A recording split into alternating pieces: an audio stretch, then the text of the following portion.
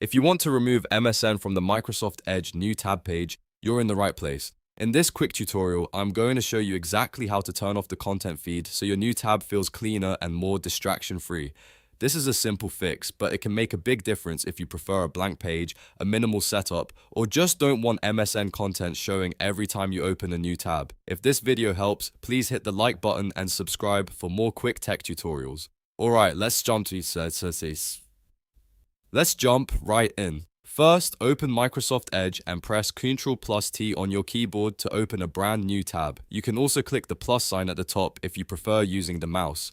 Once the new tab page opens, look to the upper right corner. You should see a small gear icon, sometimes called Page Settings. Click that gear icon to open the new tab customization menu. This menu controls what appears on your Edge new tab page, including layout, quick links, and the news or content feed. Now scroll down through the settings panel until you reach the content section near the bottom. This is the area that controls the MSN feed and related articles that show on the page. When you find it, select Show Content Off. As soon as you turn this off, the MSN content feed should disappear from your Edge new tab page. That means less clutter, fewer distractions, and a cleaner browsing experience every time you open a new tab. If you want, you can also review the other options in this menu to customize the page even further, but the key setting for removing MSN is definitely the content toggle. Once that's done, close the settings panel and open another new tab to confirm the change. You should now see a much simpler new tab page without the MSN newsfeed. And that's it.